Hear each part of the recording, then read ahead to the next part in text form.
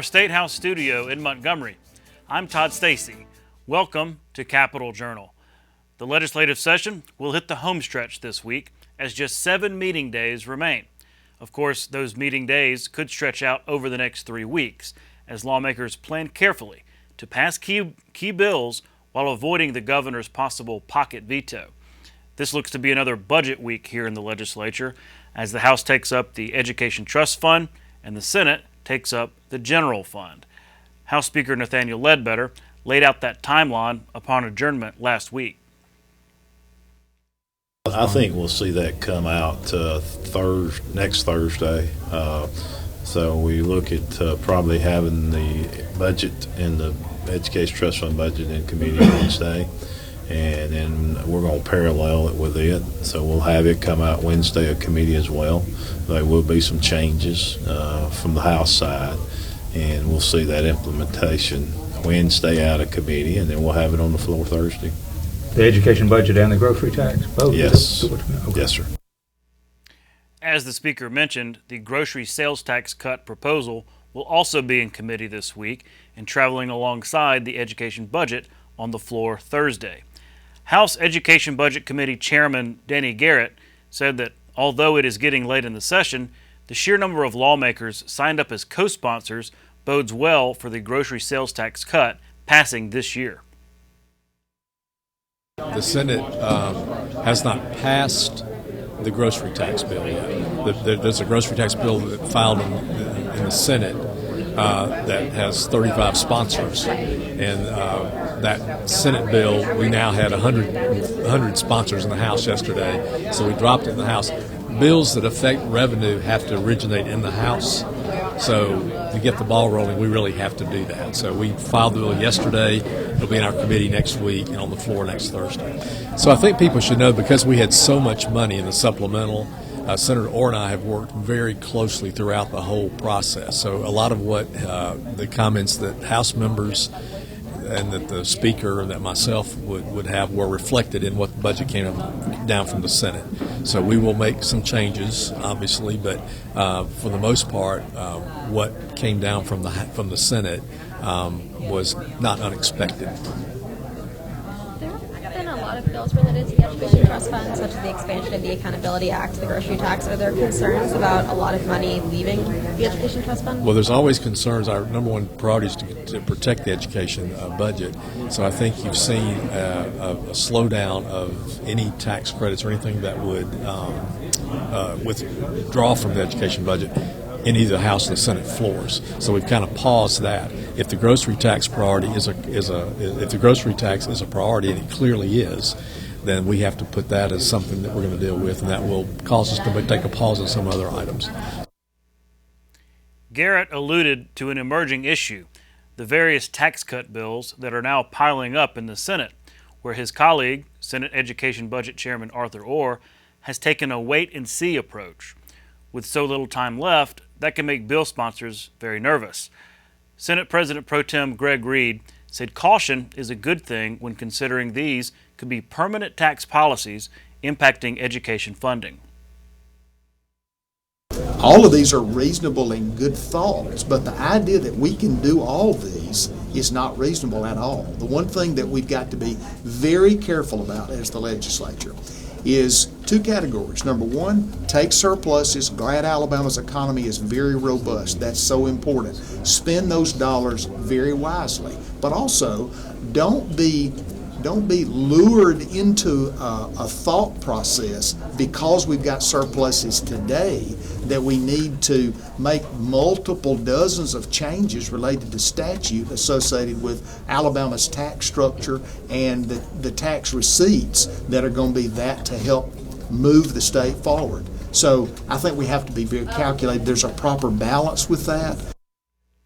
Speaking of tax policy, a new report released today by the Public Affairs Research Council of Alabama, or PARCA, shows disparate impacts from Alabama's online sales tax on the state's general fund versus school systems, local governments, and brick-and-mortar stores. Enacted in 2016, the Simplified Seller's Use Tax enforces online sales tax for purchases at a rate of 8%. That's almost 2% less than the average in-person sales tax, potentially putting stores at a disadvantage. That money, which last year amounted to $634 million, is split, with half going to the state and half going to cities and counties. Of the state's portion, 75% goes to the general fund and 25% to the education trust fund. For the locals, 60% goes to municipalities and 40% goes to counties. Unlike in-person sales taxes, local governments are under no obligation to pass that revenue on to local schools. Parka argues that that means school systems could be missing out on those dollars. Supporters of the online sales tax, including State Senator Greg Albritton, called the report disingenuous because the point all along was to find an equitable way to collect the tax dollars while helping the long-starved general fund and helping local governments. We'll be right back for a panel discussion about the week ahead in the legislature. You can watch past episodes of Capital Journal online at video.aptv.org. Capital Journal episodes are also available on APTV's free mobile app. You can also connect with Capital Journal and link to past episodes on Capital Journal's Facebook page. And you can listen to past episodes of Capital Journal when you're driving or on the go with Capital Journal podcasts. Keep up with what's happening with Capital Journal.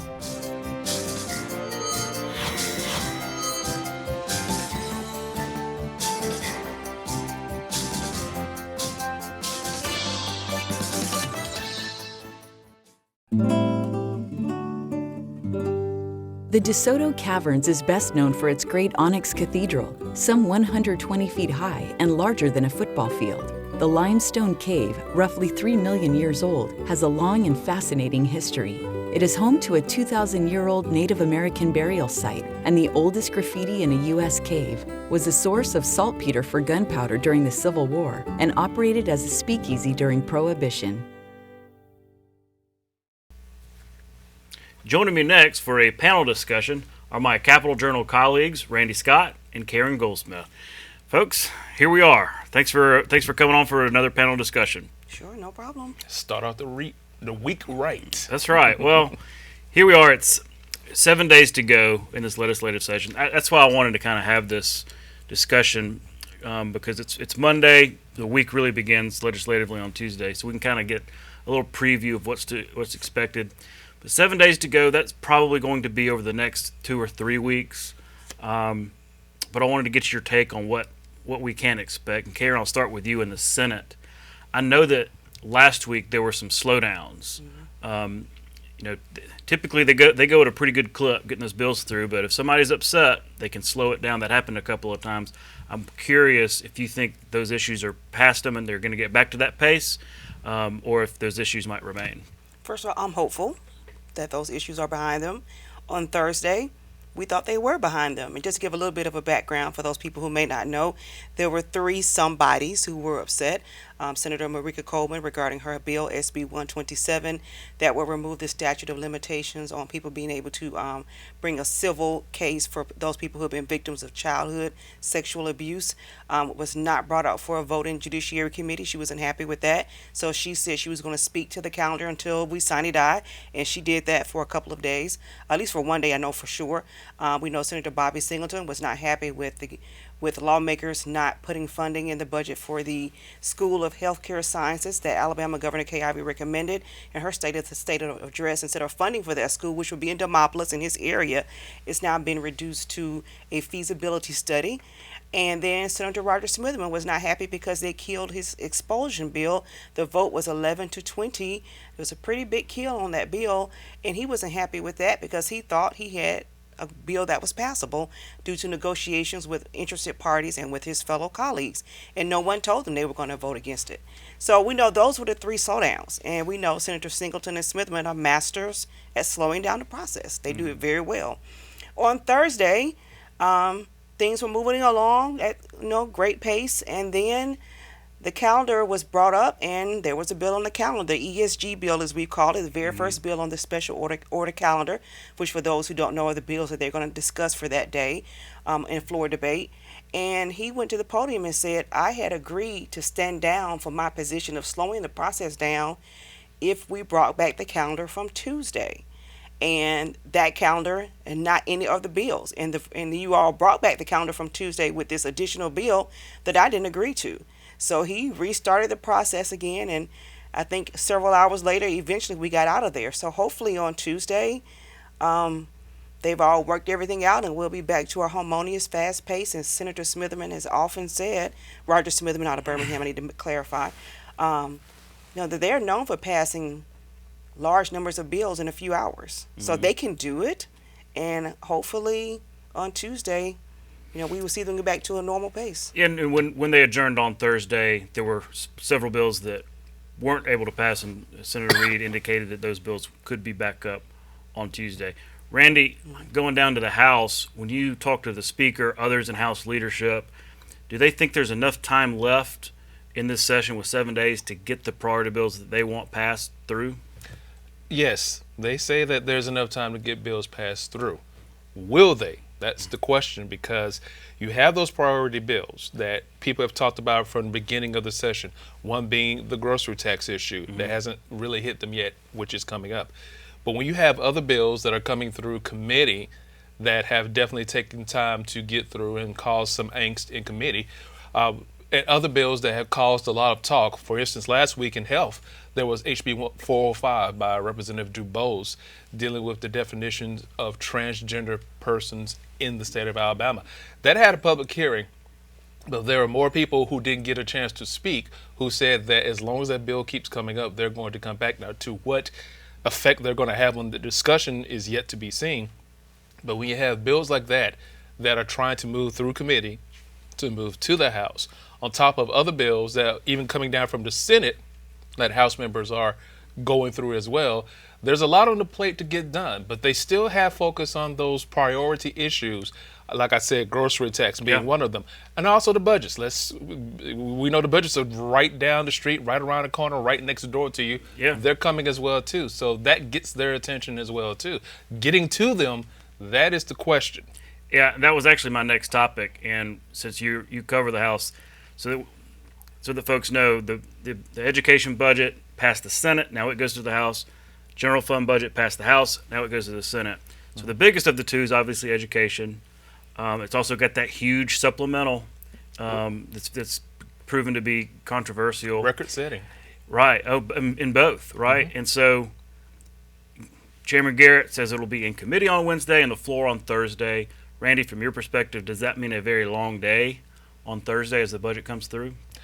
Honestly, I think everyone has done a lot of talking and working behind the scenes. Talking to Chairman Garrett, he has said that a lot of members of the House have been coming to him or contacting his office with questions, talking about this, which paves the way for it to come and be dealt with in what should be an easygoing manner. I say that with a caveat and an asterisk by it, because you never know who may have a problem with it at the last minute. But from all early indications, and Representative Garrett, the chairman of the ETF in the House, has said that members have been doing a good job talking about it beforehand.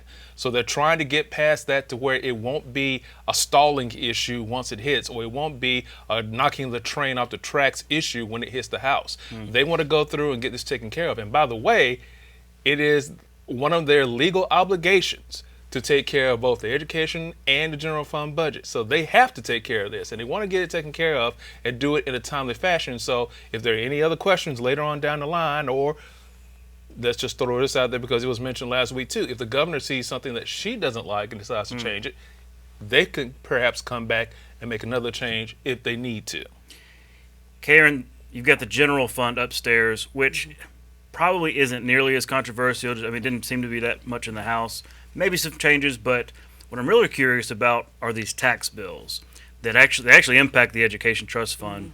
But the House has been passing these tax cuts, kind of small, right? But they add up. It's probably almost a dozen of them. They're kind of sitting right there in the Senate Budget Education Committee, the Senator Orr's committee. So I'm curious what you've heard from him and others about, will they move these bills? Because we know that every tax cut like this takes a little money from the Education Trust Fund. The hallmark of this Republican supermajority has been saving, not spending.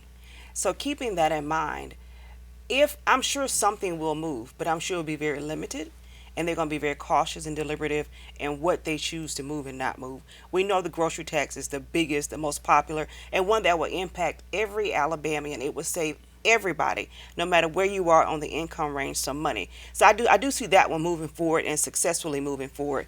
This is me pontificating. I don't know for sure, but this is what I'm I saying. asked you, yeah. Yeah, but thank you for that clarification. But I will say this: Senator Orr in particular, I remember him making some comments during the game plan discussion, the tax incentive bills, about not taking money away from the ETF, being very cautious. I remember during the organizational session when we talked with him to have a kind of if he could predict what moves will be made regarding the budgets, he mentioned too, more money, more problems. Those were his exact words, which kind of shocked me because we know it's a very popular rap song, but that's what he said.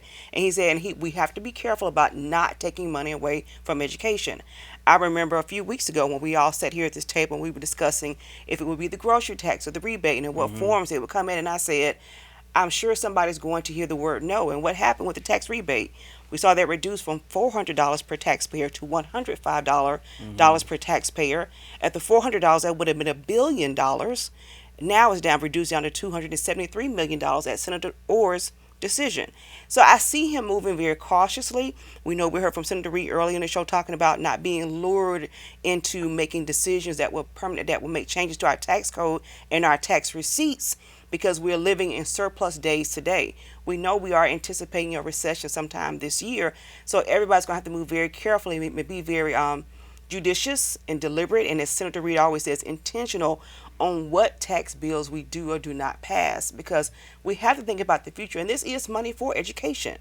And we know our education system is struggling. We know our kids are struggling. We've made a lot of great investments, like with the Literacy Act and the Numeracy Act, where we're going to be putting huge amounts of dollars to help Alabama's K-12 children, two-year schools, and higher education. So we have to make sure that we're very cautious and deliberative in whatever we choose to pass.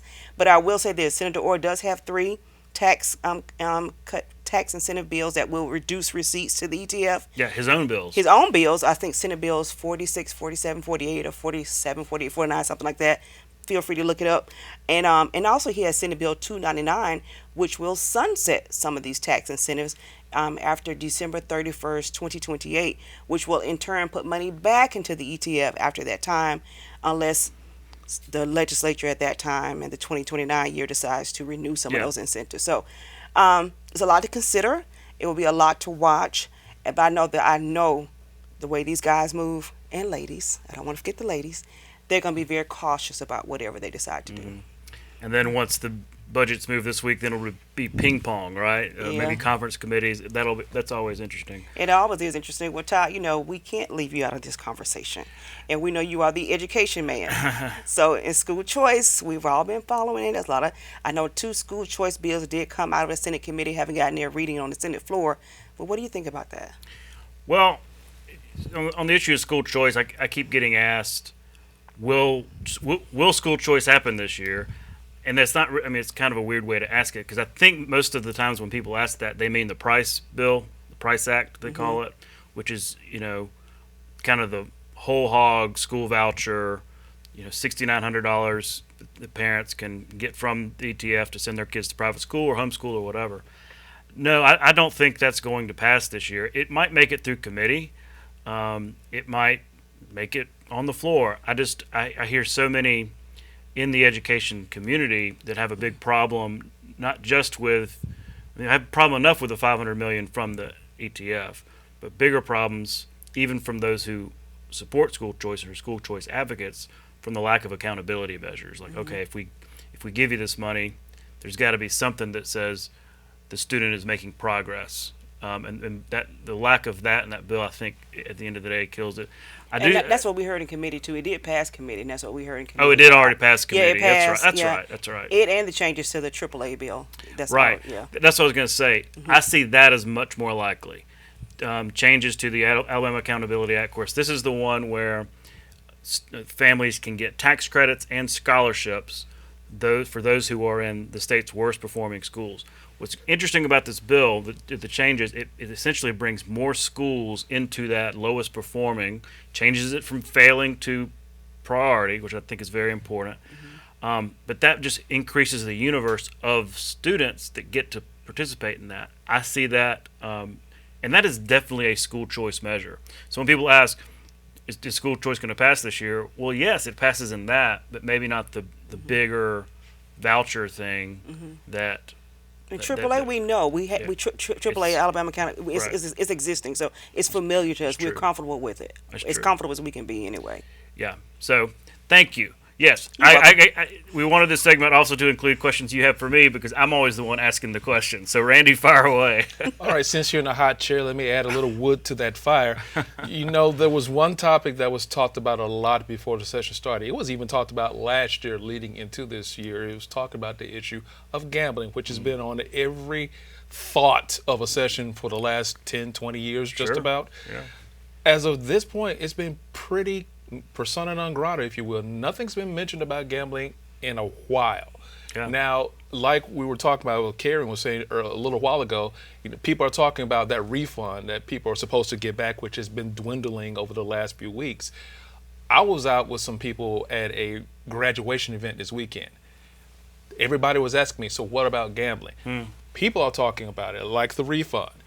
People want to know what is going to happen with gambling. I think they're just waiting to see how things are going to progress with that. What's your take on it? What do you think is going to happen with gambling this year?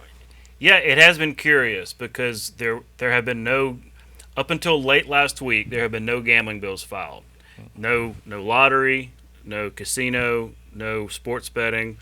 And I say late last week because that's when Senator Singleton introduced a local bingo, dealing with them locally, and that we obviously know Greene County is kind of a special case. But yeah, pretty curious that nobody's even floated a bill, right? Usually you'll at least have somebody having a paper lottery bill. Senator McClendon used to always do that, or others. So nothing like that this year.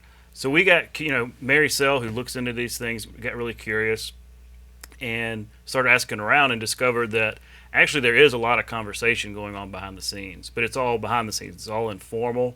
It's not like a committee looking at it or anything. They call it a ad hoc committee of interested people like Senator or Representative Blackshear. Some of these like Representative Witt. They're looking at, okay, obviously the big bill that came through a few years ago, passed the Senate. This was casinos, lottery, and sports book. Came to the House, came close to passing. I mean, probably at the end of the day had the votes, just they ran out of time in their negotiations and everything.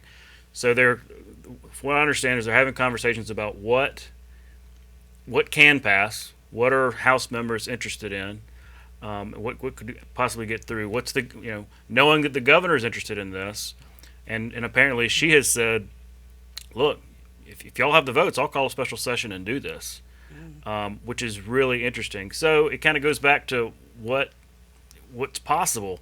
I mean, we hear a lot from viewers and from just folks that come to the State House saying, well, we want a lottery. We want a lottery, and of course, if you just put a lottery bill on the floor, it'd pass. But what they don't realize is the other gambling factions, the casinos and the sports book folks, they don't want a straight-up lottery to pass on its own because they missed their opportunity to be a part of that legalization bill. So that's the one little piece that becomes a real, fly in the ointment. So to answer your question, I think it actually we could see a special session. We could see this as the big-ticket item next session. I certainly don't think it's a dead issue, but I think everybody from leadership on down realized this session, okay, let's take a break on gambling, and maybe that break is well received throughout the body. We dealt with some big stuff this session. ARPA, game plan. God, if you had thrown lottery in, I probably would have retired in the middle of the session. Well, the one committee that is being talked about a lot in is that street committee, because people on the streets are talking about it 24/7. So the people are watching to see what lawmakers are going to do, and they're going to let them hear it once this is all said and done. Yeah. So we'll see. But I agree with you. Like, goodness, if you'd have thrown that on top, that would have been. We would have. We're tired enough, but we're gonna find our second wind in this home stretch, and look forward to having y'all back on for more panel discussions as we get forward. But thanks again. And then you mentioned the S word, special session. hey, just give us a little bit of month of breathing room, something like that. All right, well, we'll see you next time. All right. We'll be right back.